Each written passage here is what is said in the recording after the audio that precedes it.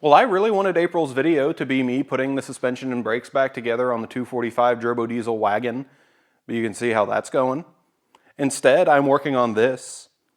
We will talk about the for, because, why, and what of this later, but it does seem that I have gravely underestimated how long it would take, so that can't be April's video either. Instead, to keep the algorithm happy, and because so many of you lovely people said you would like to see one, how about a fleet update? We'll still do a little bit of work and repay some project debt, but for the most part, we'll just have a meander around, look at the current state of all the hoopties, and talk about some future plans. Let's get into it. Beginning in the little garage with the most inconveniently parked broken vehicle, the H16. You watched me fix this up a few months ago, and it has been running just dandy with that solid-state ignition conversion. It spent the winter knocking that pesky new paint off the snowblower, rearranging all my snow and quite a bit of my gravel. But right towards the end of the season, it did blow a hydraulic line for the hydraulic attachment lift. But that is all that's wrong with it. I have made a new line. This video gives me an excuse to do it on camera, so let's get it going again.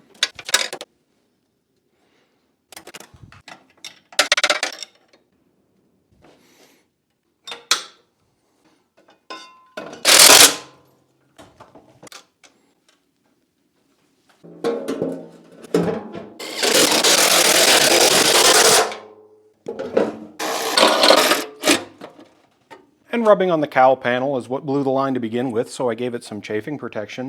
And obviously I need to put some juice in it. This horizontal fill plug is rather annoying. Oh. Don't really know how it's still full, but okay.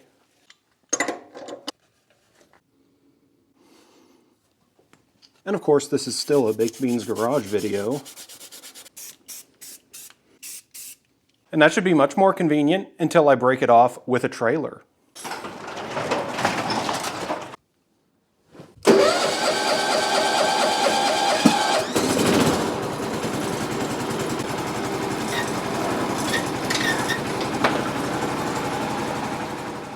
Well, I guess I got excited when I saw that nick in the first hose. That wasn't the one that was leaking. I guess that's what I get for being lazy.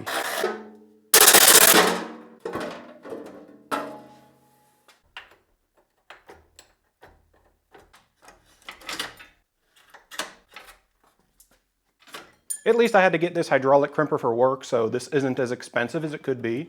Still quite annoying though.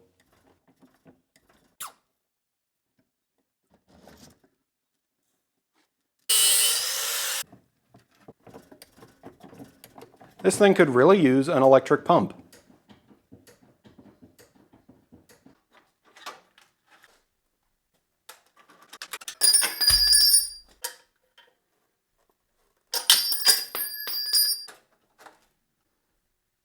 And we'll check it while the fender is off, like I should have the first time.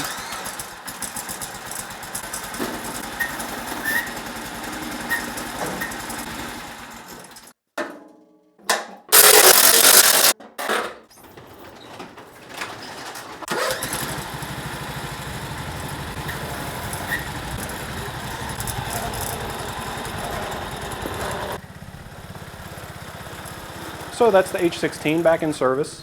Moving slightly to the right in the little garage, there is my beloved GTI. I'm a sentimental sap, all my cars have names. Not the tractors though. I don't know, I made up the rules, they don't have to make sense. This is Carla. And still nothing has gone wrong with it since I first put it together the third time. Although only recently I have noticed that it tends to drain its own battery when it's parked up for a while. So we'll go with the standard prescription, hook a meter up to the battery and start pulling fuses. And with that, I quickly found that the issue was staring me in the face as soon as I opened the hatch. It was just the courtesy light. It took me an embarrassingly long time to realize the prints in the Bentley manual probably won't be very helpful. If you'll remember, there has been an engine swap. But through this I also learned that the 1.8T has a relay next to the ECU that stays on for a while after you shut the key off. I don't know for how long, but I do know it draws about 1/3 of an amp. And after verifying it is still charging, I'm happy enough with that for now. We'll see if it keeps happening. But I would like to go for a rip as I realize I don't have any nice drive-by shots of this thing.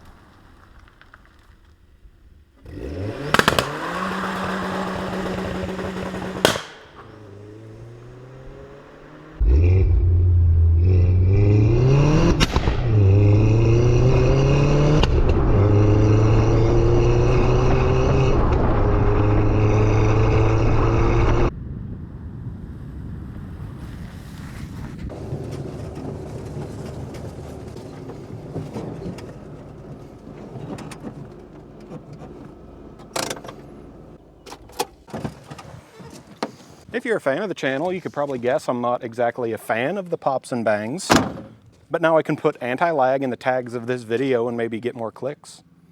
Now, I don't have any short-term plans for this. I quite like it just the way it is.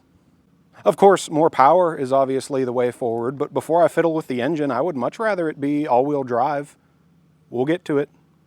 Moving on. Back here we have my G10 and my brother's H16. I made these work a little while ago. The H16 still works, full stop. The G10 still works. Of course, that was a nut and bolt restoration, so it looks brand new. But I was a bit naive with the health of the engine. It's an old Briggs & Stratton all-aluminum flathead, and those cylinder walls are just known to get hashed, and this one is hashed. There's also something wrong with the governor, so that engine needs to come apart at some point in the future.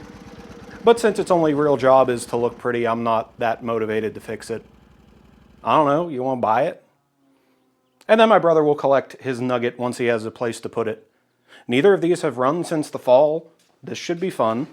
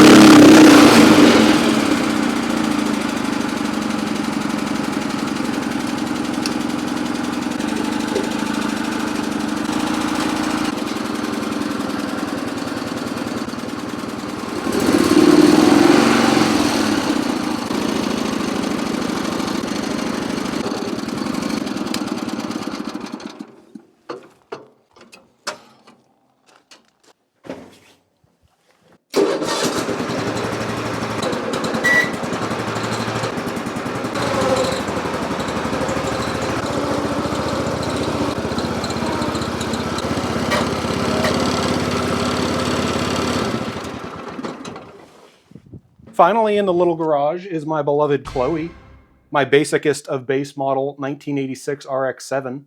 This one's a bit special because it's also a very early production FC RX-7, so it has a bunch of little weird differences from later FCs.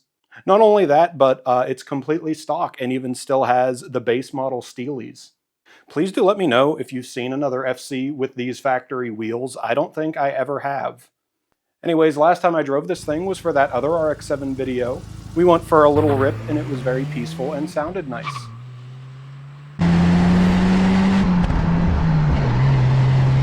What didn't sound nice at the very end, you can just hear the low coolant buzzer when I was pulling back in. It just developed a coolant leak at the same place it did last time. On top of all that, all the maintenance just needs caught up on, so we won't be going for a rip today. But we do need to go outside so it can be in the thumbnail.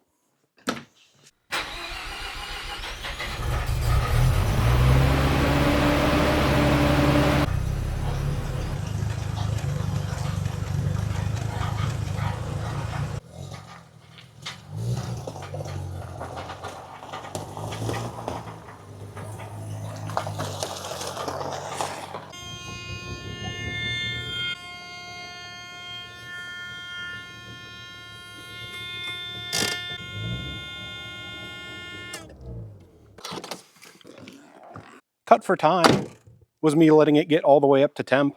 If you shut these off before they're all the way hot, they'll flood immediately next time you try to start it. I don't know, just something they do. The most pressing issue, as you heard, the chunk of catalytic converter that's rattling around inside the exhaust. I don't know, that kind of just happened. I'd also like to undo my beautiful baseball stitch on the driver's seat, and there's some other stuff around the interior, but it's still not that bad for 220,000 miles. You'll see one big heavy maintenance video on this sometime in the future, probably not this year, we'll see. Again, moving on. And since we're talking about the whole fleet, I'll mention these two critters. This is my 1968 Bolens 1886 and my 1958 Bolens GT10, I think. You've only seen these briefly, and I haven't really touched either of them. This one, I want to do a nice factory fresh restoration on.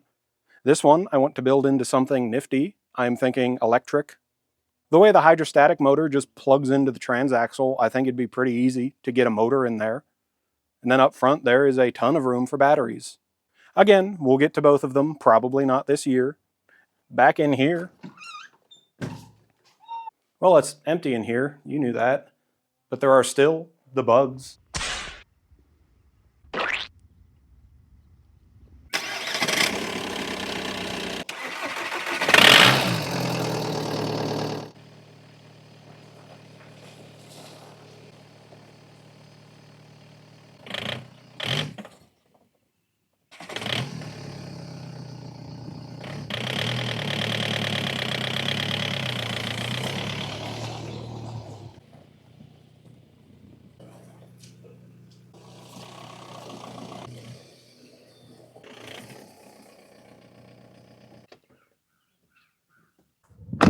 Bug 1, George, has been my daily since that one video a while back, and it has been just flawless.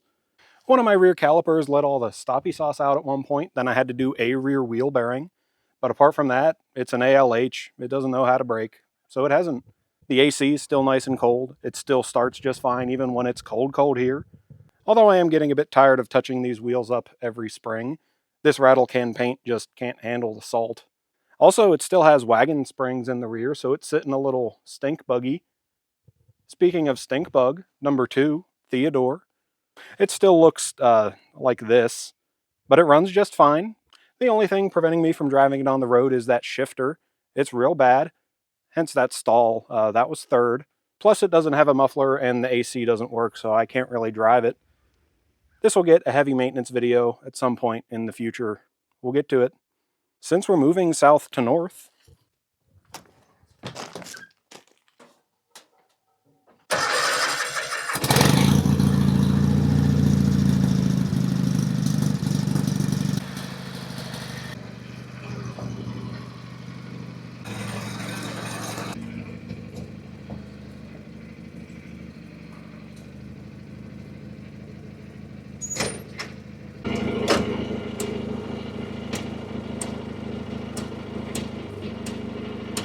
well, it has decided it no longer shuts off with the key.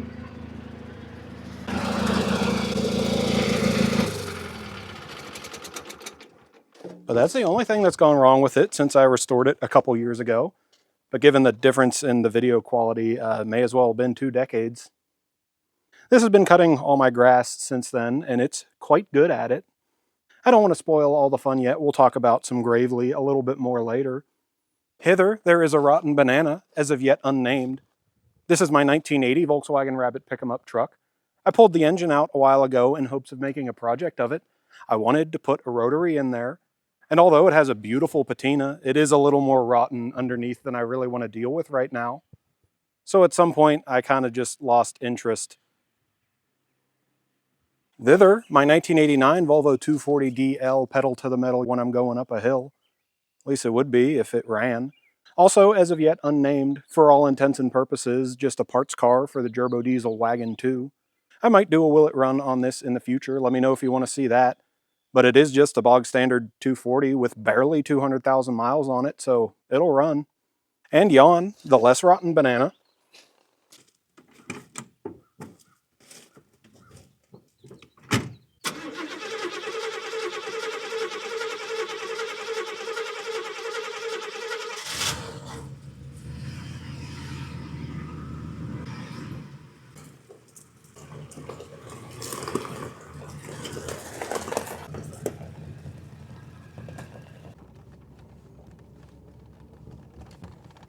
This barge is a 1982 Cadillac Sedan DeVille.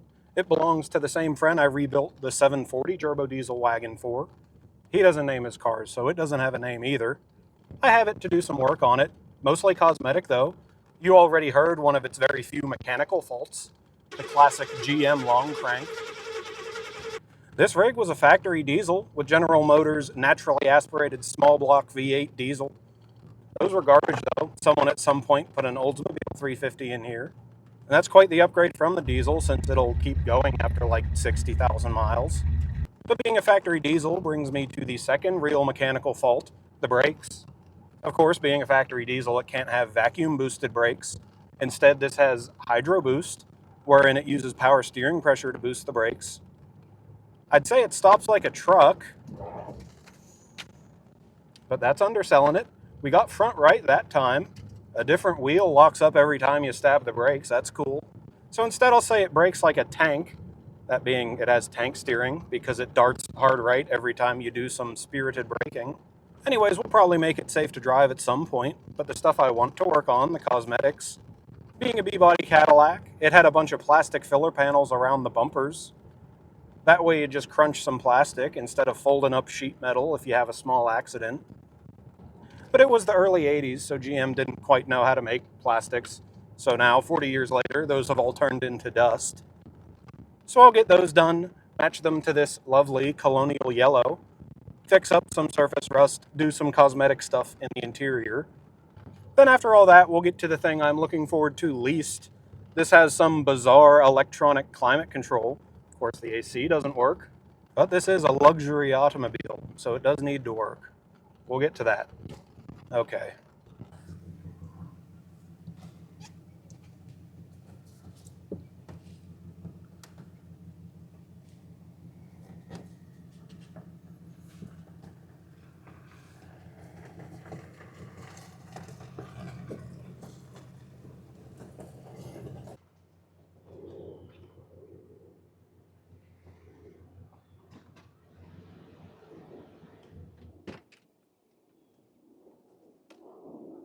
And finally, over here, we have HT20 and E36 Greta. This is a 1996 BMW 328 IS, red on black, very delightful. This used to be my daily many years ago, and it used to be a lot nicer. It did run when I put it here about a year ago, but I do believe the head gasket has finally gone after 270,000 miles. I'm not mad at it. I want to do an actual proper restoration, probably leave it mostly original, but these things get expensive pretty fast. I can't quite afford that yet. And as much as I'd love to at least start it and put it around for this video, I lost the key when I moved. If you know these cars, you know they have quite a difficult immobilizer system, so I think I just need to spend a whole lot of money at the dealership and get a new key made. I need to do that soon, however, because this whole area will soon become more shop. At least I can get this out of the way, probably.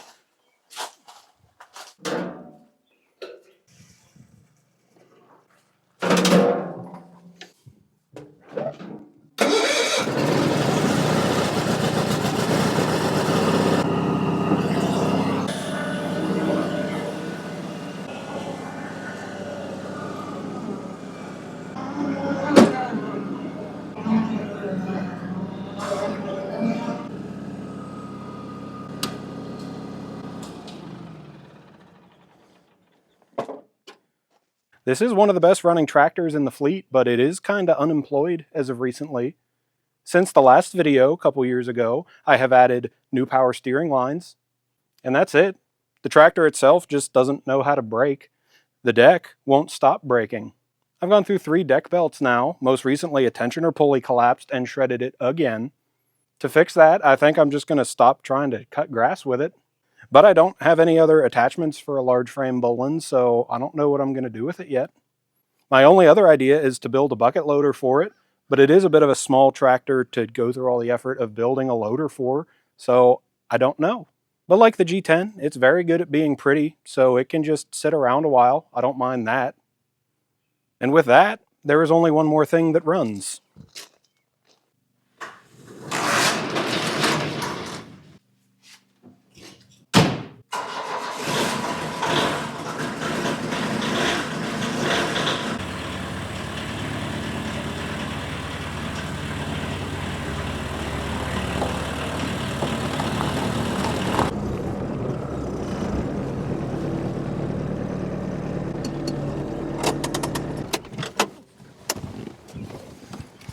This is the rabbit pick-em-up truck that works, Aubrey.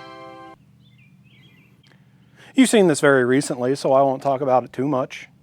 But if there is one vehicle in the fleet that just doesn't know how to brake, it is this. This has genuinely been the most reliable vehicle I have ever owned, which is nice because it is the de facto shop truck.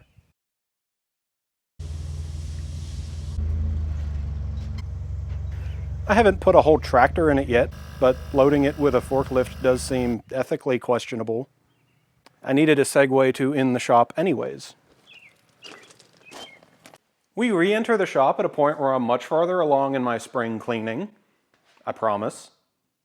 We'll go in order from things I am least to most motivated to work on, starting with the FB. This is Max, my 82 RX-7, still very broken and gross. Of course you'll remember I did that Will It Run video on this a while ago where we learned no. Given how that video did, I'm gonna need to make another one. Of course, it still needs an engine after that. I think the next step, logically, will be make an engine for it. Well, I don't have any good 12A parts to put in there, but I do have lots of subpar 12A parts, including a very sloppily bridge-ported set of irons, a semi-broken Racing Beat 4-barrel intake, a Racing Beat header flange I could make a header from, and an equally terribly ported set of rotor housings with some pretty deep gouges just for flavor. So I think I will make a trash can engine, at least temporarily. But of course, we'll get to that. I'd love for it to be this summer, but you know how that goes. Right now, it can just continue to sit on these jack stands as it has for a couple months. But just as I have been doing for those couple months, let's not think about it and move on to the wagon. Professionally, of course, this is Jurbodiesel Wagon 2 Electric Boogaloo. Personally, this is Aussie. If you're here, you probably already know all about this thing, but I do realize I haven't laid out the entire plan for the build in a video, so I'll do that now. As is already done, no more rust. It has floors now. It is also lifted. It will have chunky tires with some wheels I like. And most recently you saw me finish up enlarging the wheel arches and making underneath as well as the engine bay nice and pretty. The engine, of course it was a red block. It is getting that very healthy D24T out of my 760 parts car. Behind that will go a world-class T5 out of a Fox Body Mustang. That's a fairly common transmission to put behind a red block, so you can buy an adapter plate to mate it to a red block bell housing. Conveniently, the regular diesel 240 used the same transmission as the gasser. So with the bell housing from a normal D24, that adapter plate should plug that transmission into that engine. I'm sure it won't actually be that easy, but we'll get to it. Behind that, a drive shaft, I guess. Haven't thought about that yet. Behind that, an axle. The wagon's original 3:31 ratio axle. 3:31 though, that's a pretty tall ratio for a rear end. There are two different gear sets you can get inside a T5, an easy one to find and a hard one to find. Of course, I wanted the hard one to find, the shorter of the two ratios. We'll talk about numbers and stuff when it actually goes in the car. Behind that, there will be a fuel tank. I bought a new one because I don't want to deal with it. Behind that, there will be a muffler. Something else I don't want to deal with. Exhaust work has always been my least favorite part of anything. And since I have been chipping away at the shopping list for this build for 5 years now, I just threw more money at it. I got the 2.5-inch full exhaust kit from Simon's. That's for a factory red block turbo car. I figure I'll have a turbo, that ought to be close enough. I'll just have to modify the downpipe. We'll get to it. And behind that, ideally, there will be a bumper. Of course, this is going to be a faux off-road pavement princess, so I'd like to have some beefy bumpers to go with my beefy tires. But nobody makes rock armor bumpers for a 240, so I'm going to make my own, and that's as far as I've developed that idea. Back up here, there will be another bumper, probably. It might even have a big stupid brush guard and some lights, we'll see. But another thing I'd like to change at this end, of course, this is an 83 US spec model, so it had quad sealed beam headlights. Of course, it's still a 240, so they are pretty, but that's a whole lot of rectangles. I would like some circles in there, but I don't much care for the earlier style either. I do have an idea, but that's all I'm going to say about it because I might give up. I guess I could have started at the front to begin with. We already talked about here. Here, there will be a windshield. I found a new one. The later windshields with the molding built into them are much easier to find. The earlier flavor has a separate trim piece around the outside and a bunch of little clips that hold it on. Of course, they had to make the window itself different. But after investing way too much time and money, I found the correct window, the outer molding for the trim, and the clips to hold it on. TLDR, I spent about twice as much money to make the windshield look like this instead of like this. But that won't be a surprise if you've been here a while. Moving to the interior. So far, I bought a cover lay for the dash, and that's about it. Yonder a ways, there will be an 8-inch sub. I was very happy with the audio quality in Jurbodiesel Wagon 1, so I figured I'd do it again. But the rest of the audio and the interior, I don't know yet. Moving down, the suspension and brakes will pretty much be standard except for what you already saw in the lift video. For that, I just have a whole bunch of parts and a whole bunch of yucky stuff I need to make pretty again. That video was supposed to be this video, of course. It will now be the video after the next video. But right now, it is mighty inconvenient to have this on the lift with not a whiff of suspension under it. But I do need the lift for some activities we'll get to here in a minute, so I have made the wagon some temporary wheels that are hopefully sturdy enough. Here's hoping I'm not about to learn something.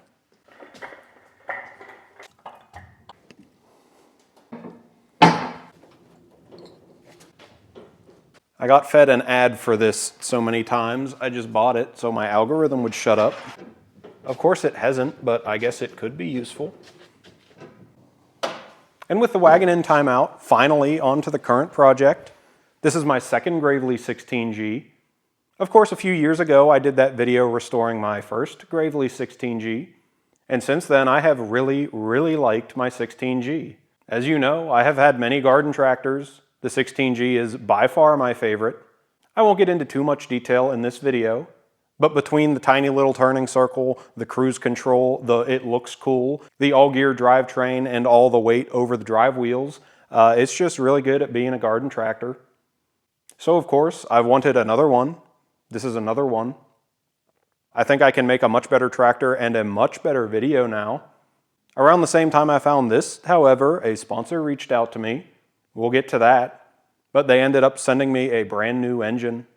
And since it's going to have a brand new engine, I figured I'd pull the rest of the stops out and do all the stuff I wish I would have done on the first one too. It of course hasn't been without headaches. Even though this rig is only 30 years old and it was garage kept, the transmission was full of rust. That's why my parts Gravely was missing from the boneyard. That's its transaxle. Of course it needed some attention too.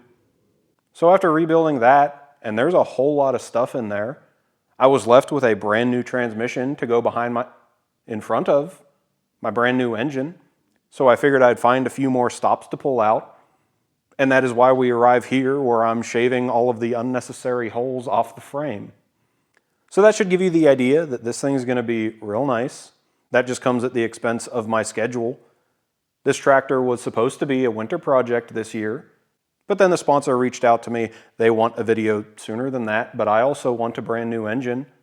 So instead, I'm just doing it now. Then come all the complications that I have created, and we are in this situation where we just have a fleet update video. So you'll see this thing in about a month, at least I really hope so. But in the meantime, and speaking of fleet update, as was teased in that opening shot, another tractor has joined us. This isn't the transition I set up, but this apparently is a mid to late 50s International Utility 350, and I guess it's here now. From these B-roll shots, you now know as much about it as I do. I see my favorite Bronze Age fuel metering apparatus and a distributor, so it's a gasser. It also appears to have a couple motorcycle exhausts on it. I don't know, I guess we'll get to it. But you've seen the other projects, so probably not soon. Oh, and another tube frame Bolens. That's refreshing. So I, recently, with the purest of intentions, went to pick up a single small turquoise tractor, but the guy must have clocked me for a hoopty enthusiast, because then he showed me these two specimens. I got the International, because I thought it looked cool and would make a fun Will It Run video. Then I got this, because it has that big stupid idiot engine that I like. Also, it's the only configuration tube frame Bolens I don't have, that being a gear transmission with the heavy-duty rear end and locking diff. It also has a nice deck and an intact PTO, two pretty rare things for a tube frame. But the main reason both of them are here, he wanted scrap value, so of course I'm going to do that. You're not going to see either of these anytime soon, but you will eventually. Now I just need to unshave and get back to that transition I set up. This delightful little goober is a 1960-ish Copar Panzer T65. One of the few projects I have been actively seeking over the past few years is a Pennsylvania Panzer, an obscure little American garden tractor from the 1960s.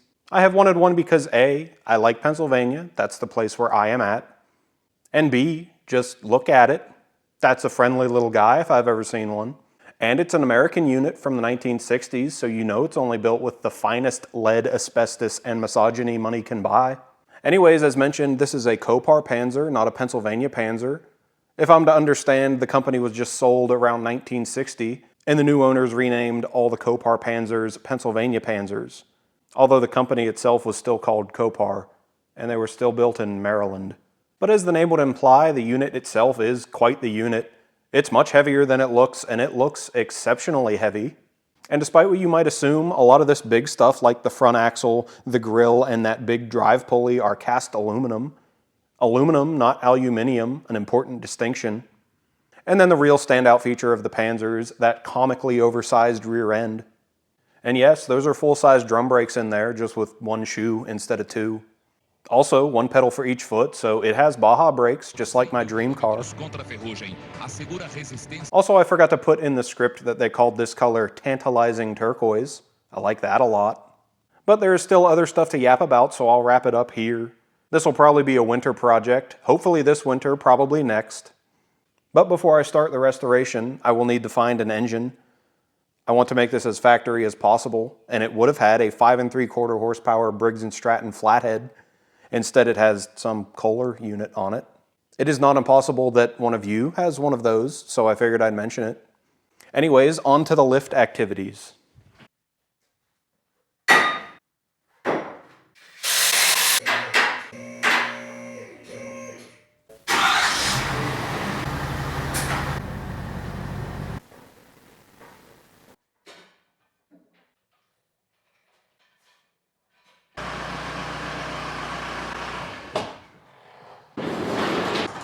We'll talk about that new item in a minute, but first I have some new springs to hopefully make it level, some shiny new shoes, and another wheel bearing because I should have kept my fat mouth shut.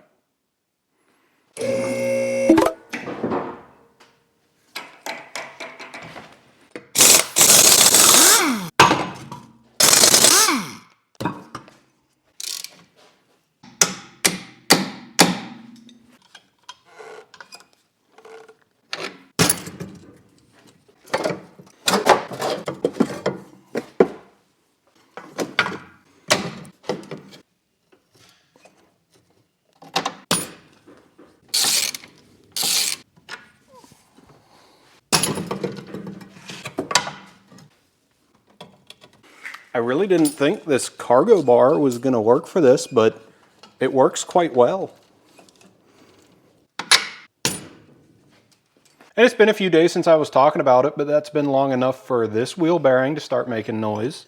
Luckily, I have started collecting parts for the other bug, so I have it in stock.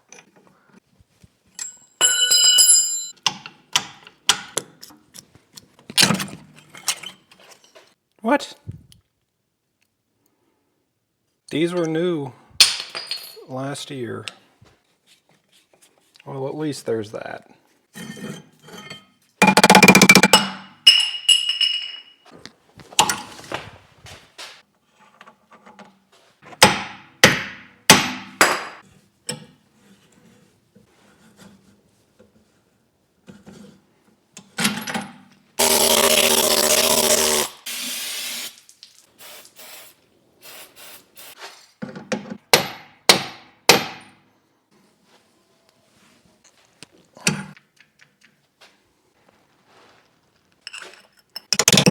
I guess I should have known better than to mention having a bunch of brand new parts too.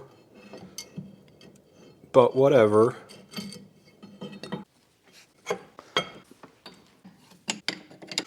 Well, I guess I'll begrudgingly make it symmetrical.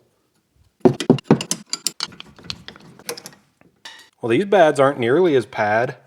That caliper might be dragging. I'll just pretend I think it's fine for the video though. I say symmetrical, of course I got two different rotors. Well, the same rotors, this one's just silverier for some reason.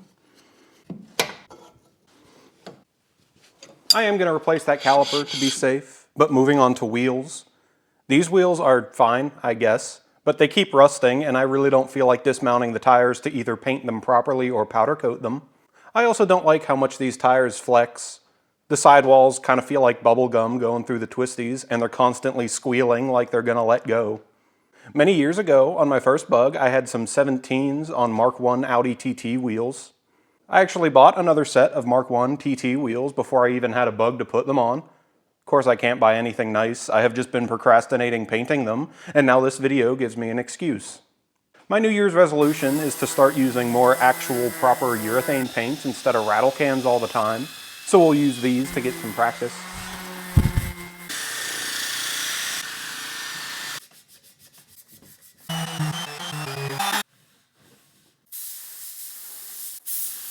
You'll also see my custom state-of-the-art wheel holder for painter device thing. That was still pretty annoying. I need to come up with something to hang them by the valve stem.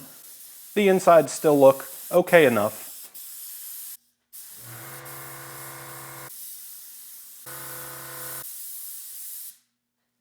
I also wanted to try heat curing this paint. That's why I have that crusty old oven over there. Although I'm still not sure why it's called an oven when you in the cold wheel, out hot eat the wheel.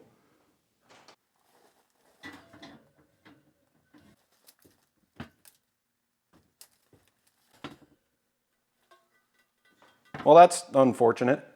Good thing it's the same size as my oven in the house, or else I'd probably... oh. Well.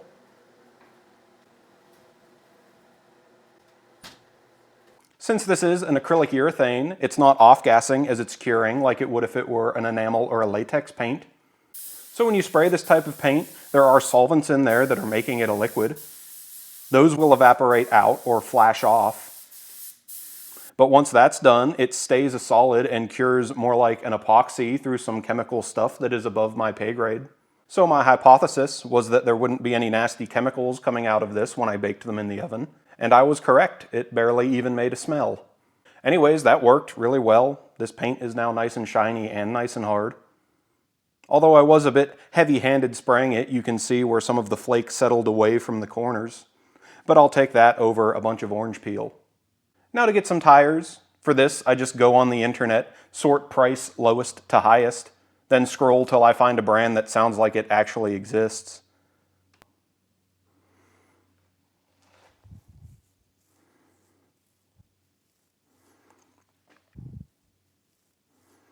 Hey, I've heard of Momo. I then got some center caps from a company that's definitely not licensed to sell the Audi logo, from the most reputable retailer on Beyonce's World Wide Web. Then to make them say VW, I got some equally unlicensed badges.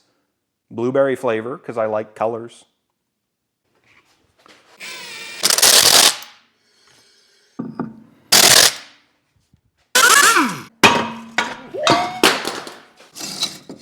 If anything, I was expecting to have to do front brakes, but these still don't need replaced. But I do see why the little indicator light has been on. These pads have a little sensor that just turn on a light when they get low, but the lead coming out of the pad is just gone. But I had been planning to delete this feature anyways. The pads will be even easier to see with these new wheels.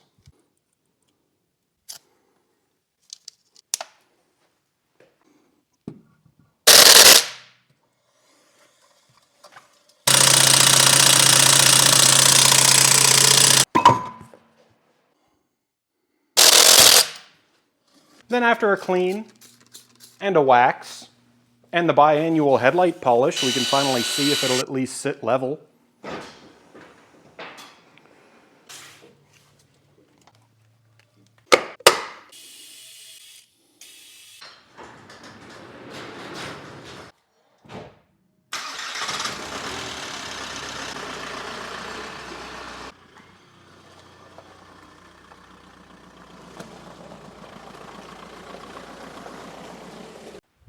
Well, it looks like it's sitting exactly the same. Springs might settle out. I don't really care. The wheels look nice and these tires complain a lot less. There is a little more road noise, but I didn't really notice a difference in the ride quality. Also, the brake light is finally out on the dash, but haha, just kidding. Go-Go Gadget airbag light. Also, haha, pranked. The bad wheel bearing is the one I replaced a month ago. But with that, there's only one more thing to fix, then we'll move on to some non-vehicular things.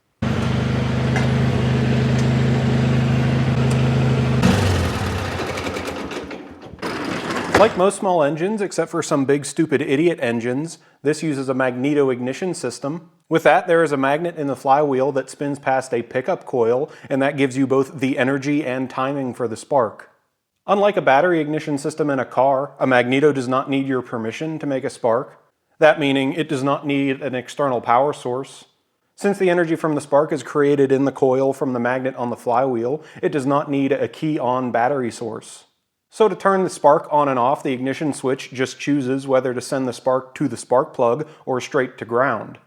I had suspected my ignition switch, since that usually happens in the ignition switch, but this thing has an additional relay to run the seat cutoff switch, so it shuts the engine off if you get up. Mine doesn't do that anymore, but it still has the relay, which needs to work. There's only two wires coming off the engine, a red and a white. The red is the output of the alternator for charging, and the white is the kill wire. At resting position, that relay just connects that white wire to ground, grounding the spark and shutting the engine off. Then when you turn the key on, that energizes the relay, opens the switch, and instead sends the spark to the spark plug. This was pretty easy. I just found the relay was no longer relaying that ground signal. So now, after a new relay, it does the thing you ask it to do with the key.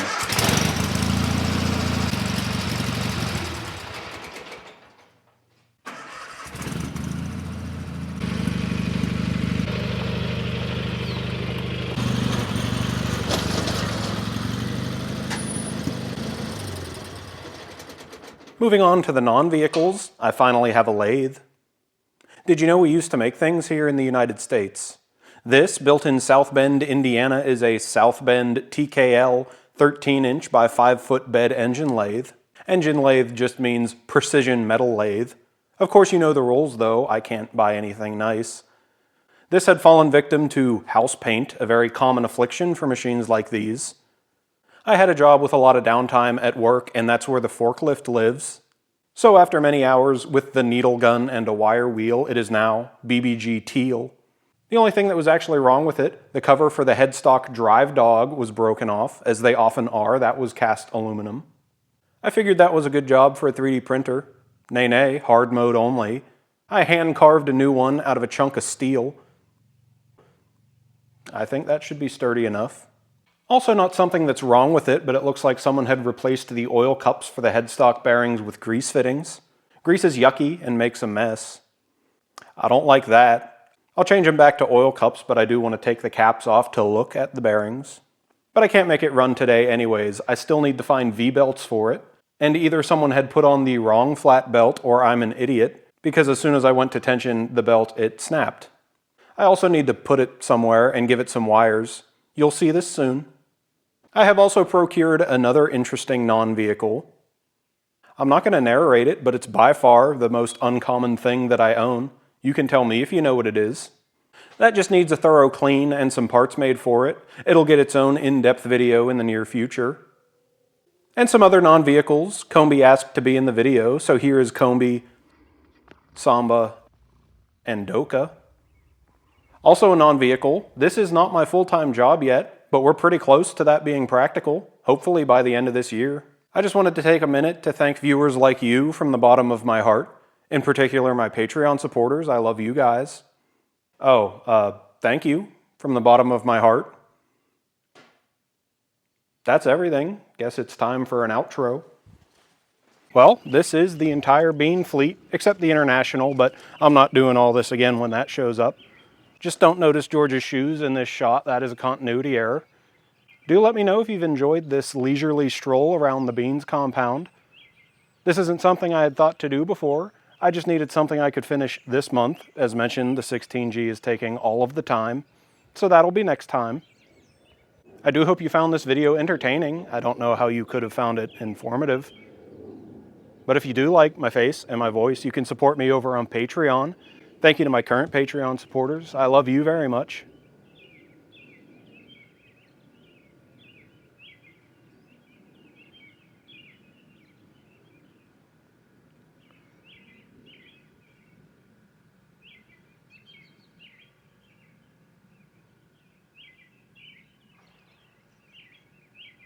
And since I got the vinyl plotter, there are now new stickers. I make these myself. There is the 240 flavor, the 740, and this one that I haven't come up with yet, but I will have by the time I upload this. Also, by popular demand, there are now hoodies, both in the G10 and the bean can variant. You can find all that drivel at bakedbeansgarage.com. Again, very professional, very fancy. But anyways and always, I am Chinchilla, and this has been the extended Baked Beans Garage Cinematic Universe. I will see you next time.